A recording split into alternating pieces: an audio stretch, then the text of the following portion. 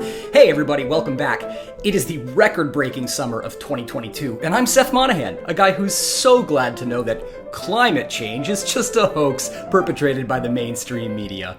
But since we can't go outside without literally catching fire, why not hunker down, crank the AC, and spend a few minutes getting to know a useful chord called the passing tonic 6/4. Now, these are the first 8 bars of a theme we've seen before on this channel. It's from Mozart's E minor violin sonata, and it's built in 2 4-bar phrases, each of which ends with a half cadence. When I play it, follow the bass line and look for any familiar patterns.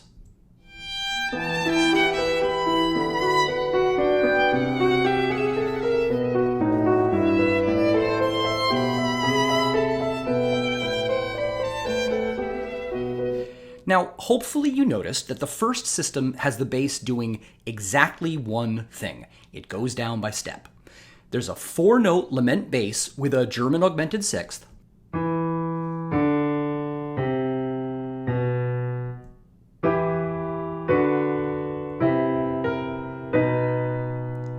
and then the bass keeps stepping down until it gets to 1/6, which is the pickup to the next phrase.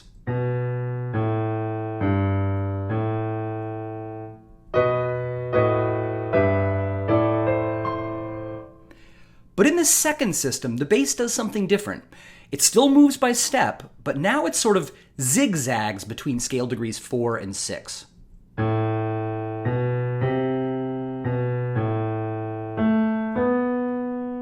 And as it happens, every one of the chords above scale degree 5 is a tonic 6/4. Now, the last of these we know well. It's a cadential 6/4, meaning that it's actually a dominant with a pair of non-chord tones that resolve on the next beat. But what about those other 2 tonic 6/4s? What are they doing here? Well, to answer that, we have to look at what's going on around them. Notice that Mozart has predominance here on 3 consecutive downbeats. 4, 4/6, and 2/6. And to smooth out the bass line between them, he uses these tonic 6/4s as connecting chords. More specifically, they're non-functional passing chords, much like the minor 5/6 we know from the lament bass. But instead of connecting chords with different functions, these passing chords connect harmonies with the same function. They're all predominants.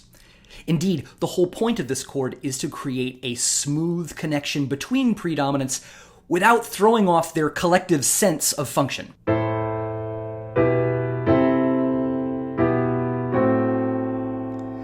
And if all that makes sense to you, you've kind of got the gist of the whole video. So let's summarize the main points.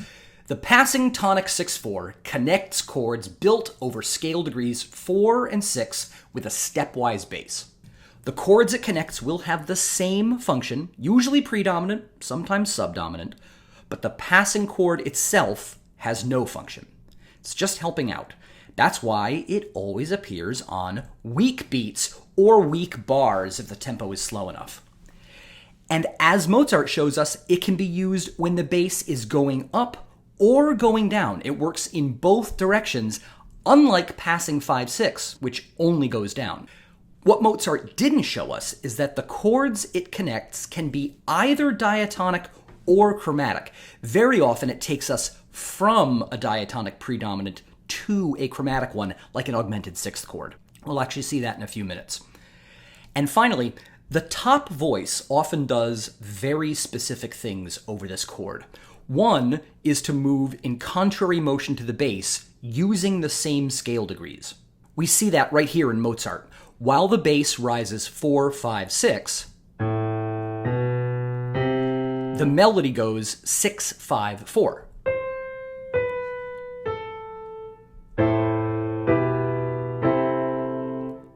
The other really common thing is for the melody to move in parallel sixths with the bass. Mozart does that here too. As the bass goes 6, 5, 4,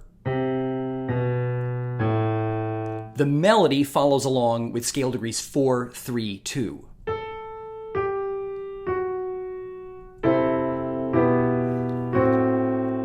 And And by joining these two common motions together, he gets a melody whose skeleton is a long, stepwise descent.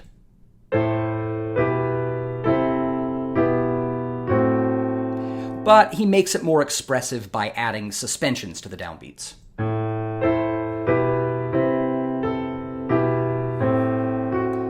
Got it? Good, because that's pretty much everything you need to know. The rest of the video is just 4 more examples, and then a bonus segment at the end for all the diehard geeks like me. But first, let's listen to the violin sonata theme one more time.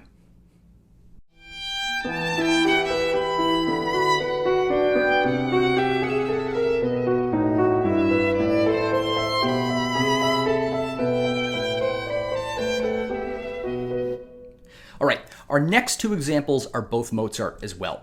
Here is the minuet from one of his last string quartets. And if we look at the cello part in the first system, we see that telltale bass motion from scale degree 6 down to scale degree 4. That's where we're going to find the passing 6/4.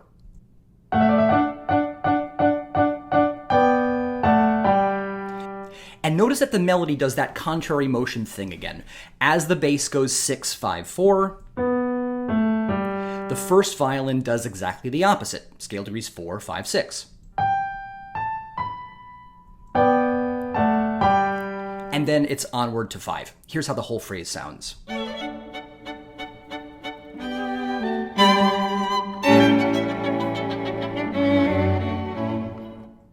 Next up is the slow movement from the K311 piano sonata. In the first half of the phrase, the bass weaves around tonic with a few neighboring motions.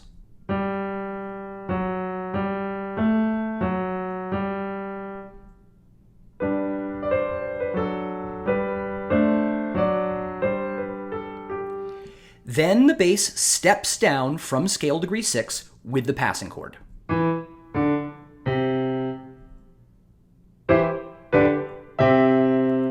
But this time the surrounding 4 chords have a subdominant function because they go back to tonic before moving on to 5.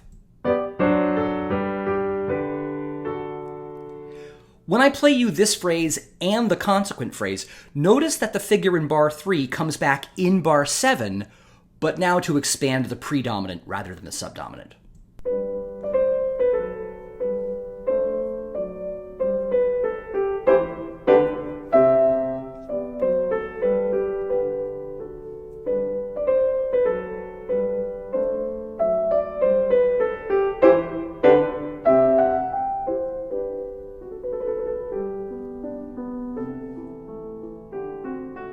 And now some Beethoven. In fact, it's that theme I dissected at the opening of video 34 on modulation. You may remember it as history's first disco bass line.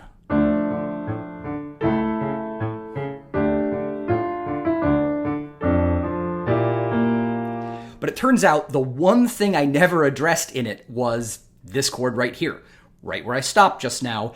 And big surprise, it's another instance of 1/6/4 connecting predominance by step. But now it's 2 different inversions of 2 half diminished 7.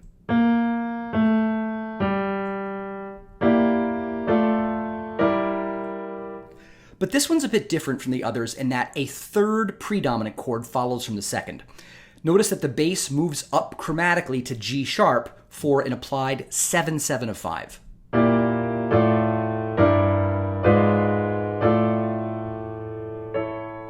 Here's the whole thing.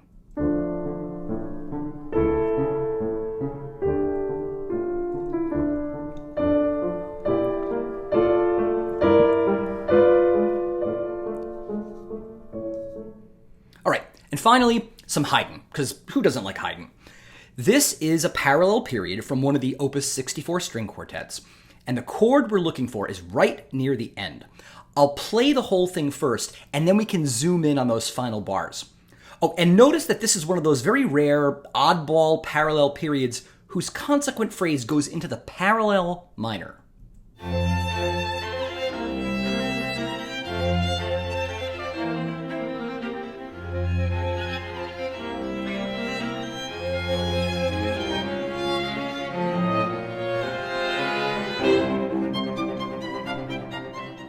So you can see that the harmony is mostly pretty simple here. Let's zoom in on those last 3 bars, starting with that bridging 6 chord. This is the only example so far that mixes diatonic and chromatic predominance. It starts with root position 4, and then does that thing where the outer voices move in contrary motion by step. But now, 4, 5, 6 in the bass is matched by 6, 5, raised 4 in the melody, thanks to that augmented 6th chord. This is a really common move right before half cadences in minor keys.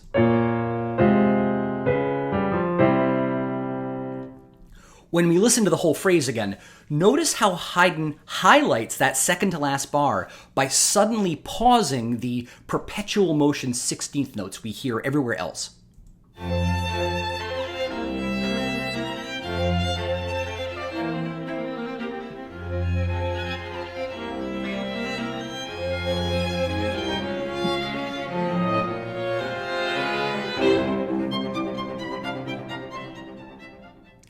So my plan was to just stop there, short video. But I couldn't resist throwing in some extra stuff for the geeks and masochists out there. This is the wonderful, slow introduction to Mozart's Magic Flute Overture, and it wraps things up nicely today for 3 reasons. First, it features an unusually long predominant region. This whole span right here, all predominant. Second, that span contains several passing 1/6/4s, as well as several instances of a closely related chord that is not going to get its own video. We'll see what it is in a second. And third, it wraps up with a cadence that hints at the topic of video 38. For now, though, I want you to listen and observe a much longer instance of the bass line pattern we saw in the very first example, where the lowest voice just zigzags by step between versions of scale degrees 4 and 6.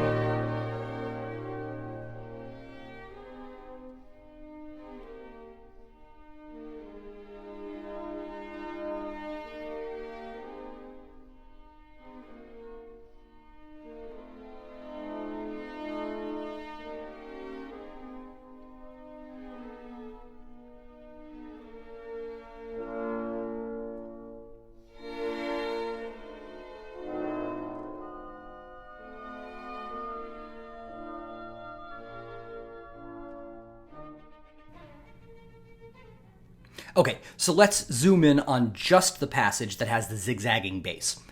In this span, we've got 7 predominant chords, all of which have some form of scale degree 4 or 6 in the bass. And between them, we have passing chords built above scale degree 5. Let's look at the predominance first. We start with 2-6-5, then 4-6, then those 2 again, then 5-6-5 of 5, 4-6, Italian augmented 6th, and then finally 5. Now, of the 5 connecting chords, the gray ones here, 2 are just plain old passing 1-6-4. And a third one is a minor tonic 6-4, which adds a bit of color and marks the point where Mozart starts to dial up the chromaticism a bit. But the remaining 2 passing chords are applied chords to 4, more specifically 5-4-3 of 4. Now, that label makes these chords seem completely different from the other 3 passing chords, but remember what we learned in video 30. 5-7 of 4 is just a major tonic triad with lowered scale degree 7 added to it. So in 4-3 position, these 2 chords are really just tonic 6-4 chords, passing tonic 6-4 chords, with an extra bit of dissonance thrown in. Mozart certainly could have used tonic 6-4 in these spots. In that case, the first 3 chords would sound like this. Now here it is with the D flat added to it.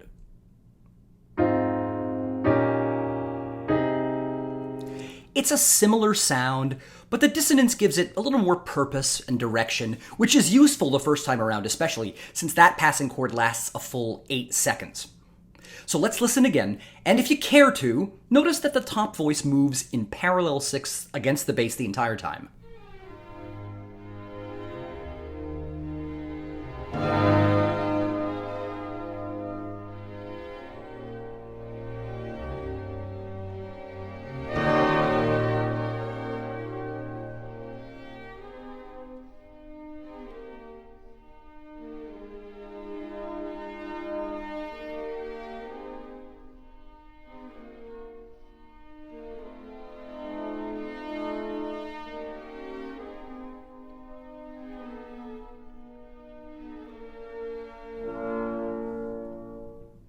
Okay, to wrap up for real this time, I want to look at the last 3 bars of this introduction. If we zoom in, it's easy to see that the first and third bars here are dominant chords. There's a plain old root position 5, and then a 5-7 decorated by a few moving voices.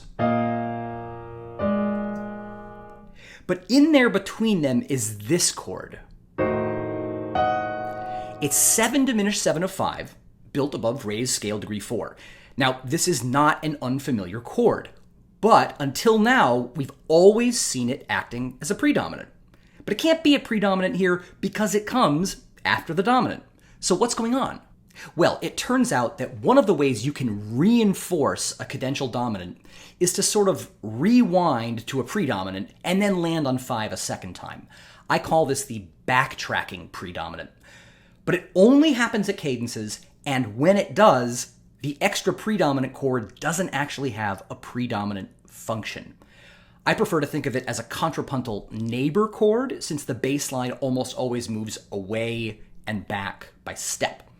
When we listen, notice how that middle chord helps to ramp up the tension that surrounds the dominant, like a bowstring being pulled back to the point of maximum tension.